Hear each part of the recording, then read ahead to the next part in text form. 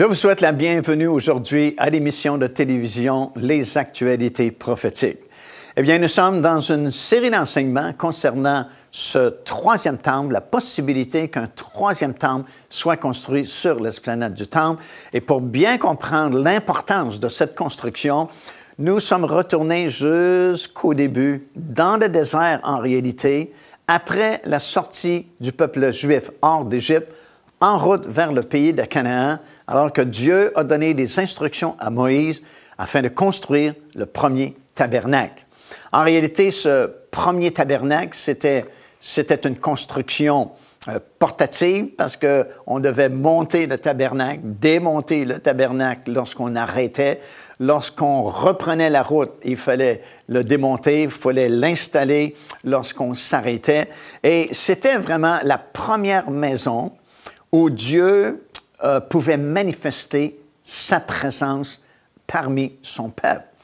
Et ce tabernacle a suivi le peuple d'Israël pendant ces longues années où ils ont vécu dans le désert avant finalement de se rendre dans le pays de Canaan. Après plusieurs années, presque 40 ans, ils se sont retrouvés dans la région du mont Nebo. Le mont Nebo est situé du côté est du Jourdain, juste en face de la vieille ville de Jéricho.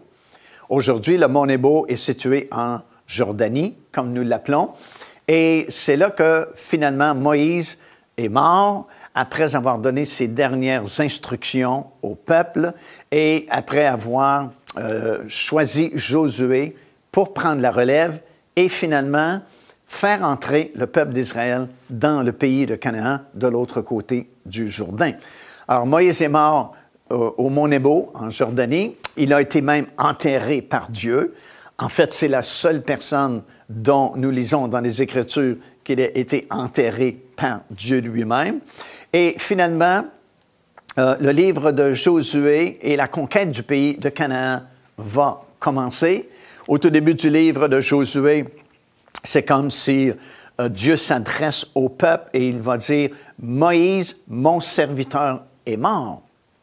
Et c'est curieux que Dieu se donne la peine de dire ça au peuple juif parce que tout le monde parmi le peuple sait très bien que Moïse est mort. On l'a même pleuré pendant 40 jours. Mais Dieu voulait s'assurer que tout le peuple sache qu'il avait approuvé Josué comme celui qui devait faire traverser le Jourdain par le peuple d'Israël pour prendre possession du pays de Canaan. Et c'est ce qui s'est produit. Josué a demandé à ce que l'arche de l'Alliance soit portée sur les épaules des sacrificateurs et puis les eaux du Jourdain se sont séparées pour laisser passer le peuple. Ils ont traversé le Jourdain, puis se sont établis tout d'abord, avant même de prendre la ville de Jéricho, dans un endroit qui s'appelle Gilgal. Et le tabernacle, qui avait été construit il y a plusieurs années auparavant dans le désert, a été établi pendant plusieurs années, 14 ans à peu près, dans cette région-là de Gilgal. Et puis, après ça, on l'a déménagé dans un endroit qui s'appelle Silo, qui est situé au nord de la ville de Jérusalem. Et là, on l'a établi de façon permanente. Encore aujourd'hui, si vous allez à Silo, on a construit le tabernacle, on l'a reconstruit, bien sûr, ce n'est pas l'original, mais on l'a reconstruit de façon permanente. Il est établi là, il est toujours à Silo. C'est une réplique, bien sûr, de l'ancien tabernacle, mais il est là encore aujourd'hui dans cette petite localité de Silo. Et le service lévitique et tous les sacrifices et les sacrificateurs ont œuvré dans ce tabernacle-là, établi à Silo pendant plusieurs années, jusqu'à la venue d'un souverain sacrificateur du nom d'Élie. Et ce sacrificateur-là, au cours des années, a vraiment négligé sa marche personnelle avec le Seigneur. Et en plus, il a vraiment négligé la sainteté du tabernacle. Et il s'est passé des choses vraiment terribles dans ce tabernacle-là, à Silo, au point où Dieu finalement a dit « Je ne veux plus résider à cet endroit-là. Ma gloire et ma présence ne seront plus manifestées à Silo. je déménage, je change littéralement de place. Parce que non seulement Élie avait-il négligé son propre ministère, il avait négligé la sainteté de l'endroit, mais en plus de ça, il y avait 2 fils qui avaient grandi au tabernacle et qui faisaient des choses vraiment atroces. Vous pouvez lire ça dans le livre de Samuel dans l'Ancien Testament, commettaient des péchés terribles à l'entrée du tabernacle, méprisaient les offrandes qui étaient offertes à Dieu, méprisaient les gens qui venaient offrir leurs sacrifices, exigeaient des choses que Dieu n'avait jamais demandées de la part des gens qui venaient au tabernacle. Et Élie lui-même ne reprenait pas ses fils. Alors, c'est comme si Dieu s'est comme fatigué de l'endroit, était vraiment contre ce qui se passait au tabernacle et a décidé tout simplement de ne plus être là. Joignez-vous à nous afin de célébrer le Seigneur et entendre le message de la parole de Dieu par l'évangéliste Mario Massicotte. Venez recevoir ce que Dieu a préparé pour vous. Visitez notre site web www.paindevie.org afin de connaître notre itinéraire. Nous serions très heureux de vous rencontrer et de vivre des moments forts avec le Seigneur. En fait, Élie était tellement déconnecté de la présence du Seigneur qu'un jour, une femme était là au tabernacle, son nom était Anne. Et nous apprenons dans la parole de Dieu que cette femme était stérile, elle ne pouvait point avoir d'enfant, et elle venait régulièrement au tabernacle pour prier, pour demander au Seigneur qu'elle puisse donner naissance à un enfant. Et voilà que cette journée-là, elle s'est rendue au tabernacle, à Silo, parce qu'à l'époque, c'était le seul endroit où il y avait un tabernacle et on pouvait offrir des sacrifices à Dieu. Et elle répandait, la Bible dit, elle répandait son âme devant le Seigneur. Parce qu'évidemment, ce n'était pas nécessairement la première fois qu'elle venait pour faire cette requête-là au Seigneur, de devenir enceinte et de donner naissance à un enfant. Mais cette fois-là en particulier, la Bible dit qu'elle répandait son âme devant le Seigneur. Alors, elle devait prier en prononçant des paroles à haute voix. Elle devait peut-être même pleurer ou se lamenter devant le Seigneur. Et Élie a pensé qu'elle était ivre. Et il lui offrait des reproches. Il lui a dit, « Ne sais-tu pas, ô femme, qu'on ne peut pas venir au tabernacle étant ivre? » Et elle lui a répondu, « Je ne suis pas ivre, mais tout simplement, je répands mon âme devant le Seigneur. » Alors Élie était tellement éloigné du Seigneur qu'il ne pouvait même pas discerner ce qui se passait au tabernacle. La Bible, en plus, nous dit qu'il était avancé en âge, qu'il faisait de l'embonpoint et qu'il ne voyait presque plus de ses yeux physiques. Mais pire que ça, il ne voyait pas avec ses yeux spirituels non plus. Il était rendu incapable de discerner les choses réelles de l'esprit. C'est toujours comme ça quand quelqu'un néglige la parole de Dieu, s'éloigne du Seigneur. Et c'est dans ce sens-là que dans les derniers jours, Dieu avertit son Église. C'est dans Luc chapitre 21.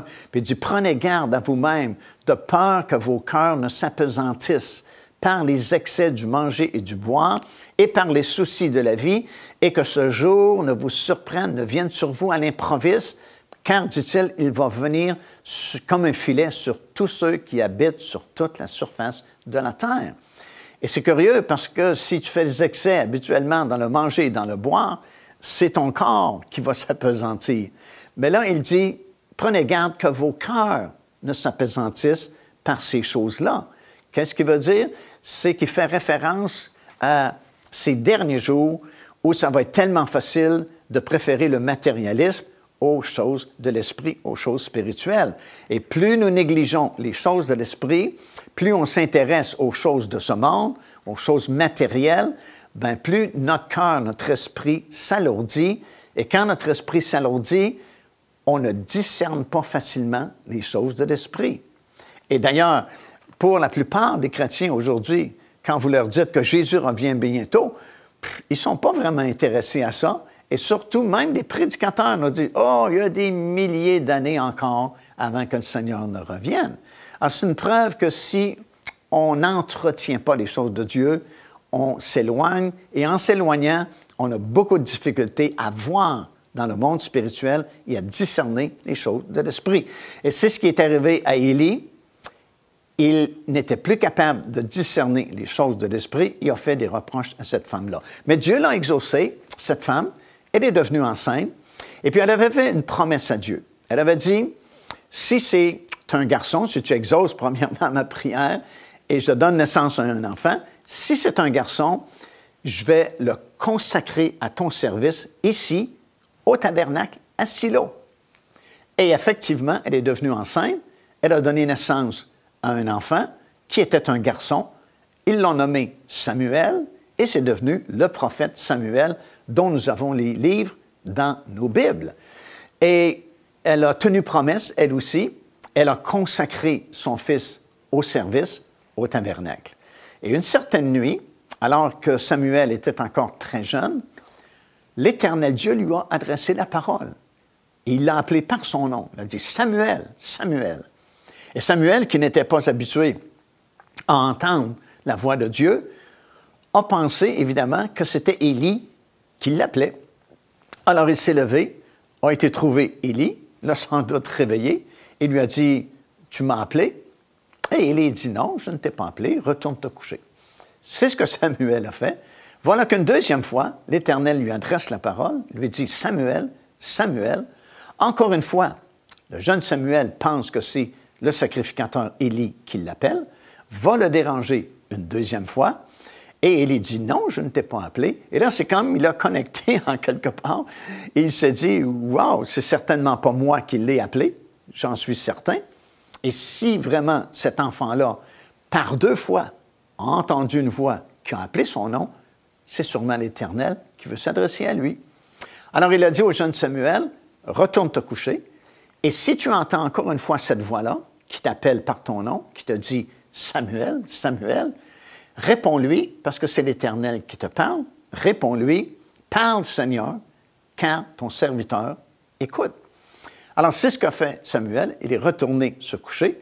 Et pour la troisième fois, cette voix-là se fit entendre, « Samuel, Samuel ». Et cette fois-là, le jeune Samuel a répondu au Seigneur, « Parle, Seigneur, car ton serviteur écoute. » Et là, le Seigneur lui a parlé. Et écoutez, le jeune Samuel aurait pu s'attendre, quand même, c'est la première fois que Dieu va lui parler, à des choses merveilleuses, à des révélations que Dieu va lui donner, ou des paroles d'encouragement. Mais non, tout ce que Dieu donne à Samuel, c'est ses sentences, ses jugements qu'il vient de prononcer sur la maison d'Élie et sur le tabernacle à Silo. Et Dieu dit, ma gloire ne sera plus là, ma présence ne sera plus là, le sacerdoce d'Élie est terminé, toute sa lignée de sacrificateurs, c'est terminé, et quelqu'un d'autre va prendre sa place. Alors imaginez le jeune Samuel qui doit dire au prophète qu'est-ce que l'Éternel lui a révélé, mais finalement, c'est ce qu'il a fait. Et Élie, le sacrificateur, lui a répondu qu'il en soit fait, finalement, selon la parole de Dieu. Procurez-vous cet enseignement disponible dès maintenant sur notre site web au www.paindevie.org. En visitant notre boutique web, vous pourrez commander ou même télécharger les enseignements. Vous trouverez aussi plusieurs autres produits contenant des centaines de sujets pour votre édification. Alors, ça devait être quelque chose pour le jeune Samuel de répéter des paroles de jugement que l'Éternel avait prononcées sur Élie lui-même, sa lignée de sacrificateurs, et sur toute la maison de Silo, tout le tabernacle de Silo. Dieu avait révélé à Samuel que c'était terminé, que la lignée des sacrificateurs du côté d'Élie, c'était fini, qu'une nouvelle lignée serait utilisée, celle de Tsadok en particulier, et que Dieu lui-même était pour déménager, sa gloire ne serait plus manifestée, même si le souverain sacrificateur allait entrer dans le lieu très saint une fois par année, comme on a mentionné, la gloire de Dieu ne sera plus manifestée parce que Dieu a décidé de ne plus être là à cause de la négligence d'Élie, à cause du péché qu'il tolérait de ses propres fils qui faisaient des choses vraiment abominables, comme nous le lisons dans le livre du prophète Samuel. Et Élie ne disait mot, ne reprenait pas ses fils. Et finalement, Dieu s'est comme fatigué de la situation et il a dit non, c'est fini, je déménage. Élie, quand même, avait été averti avant même que Samuel ne lui transmette les paroles de l'Éternel, parce qu'un prophète de Dieu, dont on n'a pas le nom, son nom n'est pas mentionné dans les Écritures, était venu voir Élie et lui avait prophétisé les mêmes choses de la part du Seigneur. Et ce que Samuel a transmis comme information à Élie, c'était comme une confirmation de ce que le prophète avait déjà annoncé au sacrificateur. Alors, à partir de ce moment-là, Dieu ne veut plus manifester sa gloire dans le tabernacle qui avait été établi à Silo. Et on sait le reste de l'histoire, quelques années plus tard, ou quelques temps plus tard, il y a une guerre qui a été déclarée entre les Philistins et Israël. Et au cours de cette guerre, les Juifs, les Israéliens étaient en train de perdre la guerre quand quelqu'un a eu l'idée d'aller chercher l'Arche de l'Alliance dans le lieu très saint du tabernacle à Silo et la transporter sur le champ de bataille afin que les Philistins aient peur de l'Arche de l'Alliance et puis décident de capituler et d'abandonner la guerre. Parce qu'à l'époque, bien sûr, l'Arche de l'Alliance, c'était bien connu. Elle représentait la gloire et la puissance du grand Dieu d'Israël. C'est quelque chose de très puissant, de très fort et de très saint, qui non seulement était reconnu par le peuple juif, mais par les nations qui vivaient autour du pays d'Israël.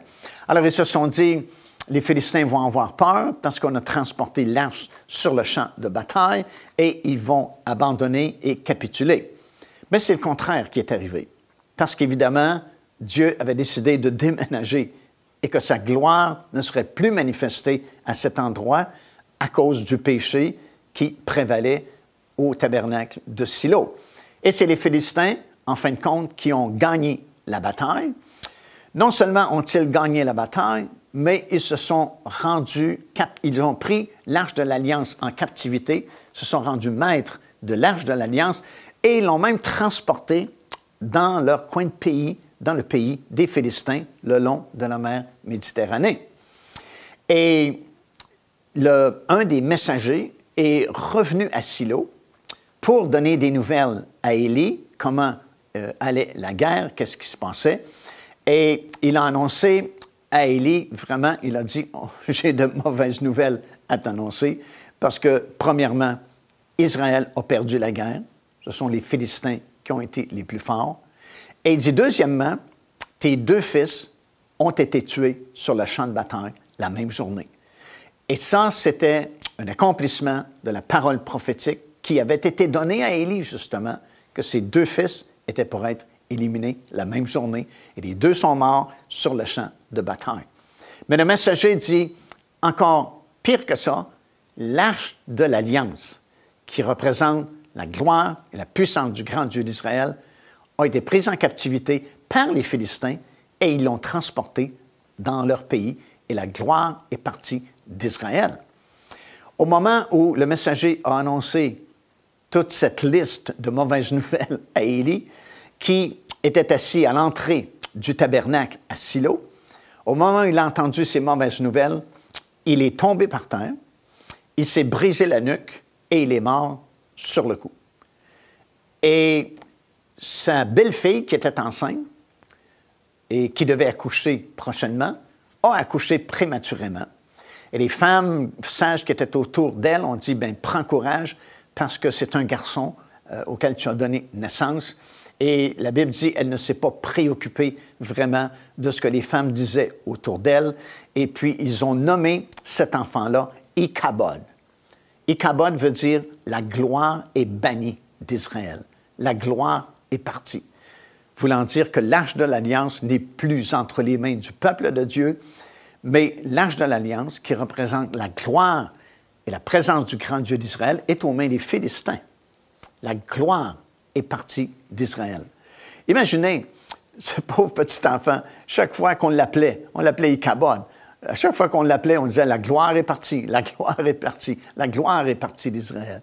En cette même journée-là, les prophéties qui avaient été données à Élie par ce prophète inconnu et les paroles qui avaient été transmises à Élie de la part de Samuel, de ce que Dieu lui avait raconté durant cette nuit-là où l'Éternel l'avait appelé, se sont réalisées à la lettre dans cette même journée-là où Israël a perdu la bataille. Ses 2 fils sont morts sur le champ de bataille et en plus de ça, l'Arche de l'Alliance a été prise en captivité par les Philistins et ils l'ont transportée dans leur pays, comme pour se moquer d'Israël, se moquer de la supposée grande gloire et puissance du Dieu d'Israël. Et c'était vraiment un drame terrible qui s'est produit en Israël à cette époque-là. Et ça confirmait la parole que Dieu avait annoncée sur le tabernacle à Silo et sur la lignée des sacrificateurs d'Élie. C'était terminé parce que Dieu n'était plus là. Ici l'évangéliste Mario Massicotte qui vous invite à vous inscrire à notre lettre de nouvelles électronique.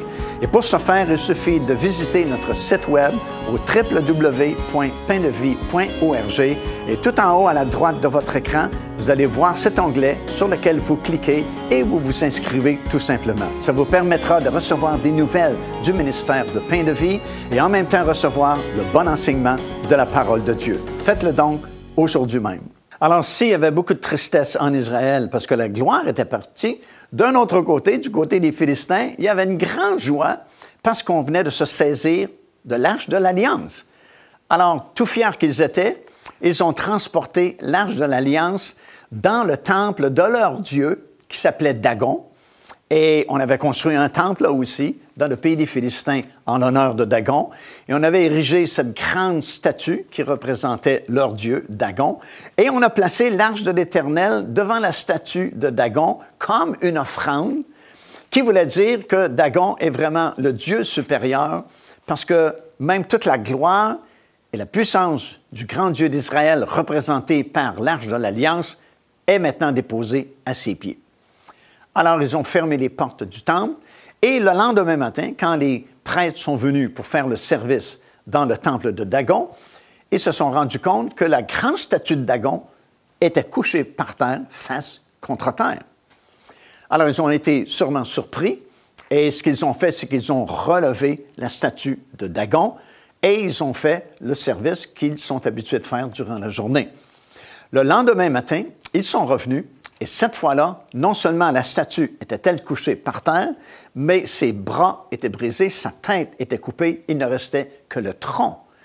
Et ils ont été vraiment surpris et ont commencé à s'interroger au sujet de l'Arche de l'Alliance qu'ils avaient pris chez les Israéliens lors de cette bataille qui avait lieu. Et ce qu'ils ont fait, c'est ils ont fait déménager l'Arche de l'Alliance, parce que non seulement la statue de Dagon avait été brisée, mais les gens sont tombés malades.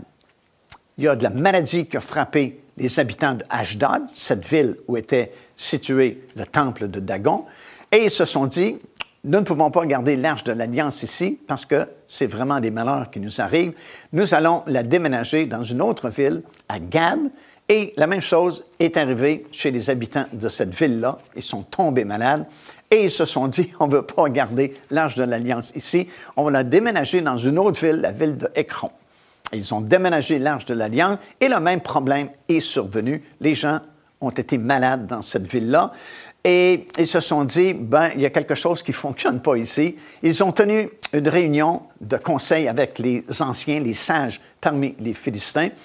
Et les sages ont dit, peut-être que c'est par hasard que ces choses-là vous sont arrivées, ou c'est peut-être parce que vous avez en votre possession l'Arche de l'Alliance, puis vous ne devriez pas avoir l'Arche de l'Alliance ici. Alors, ils ont dit, on va faire un test.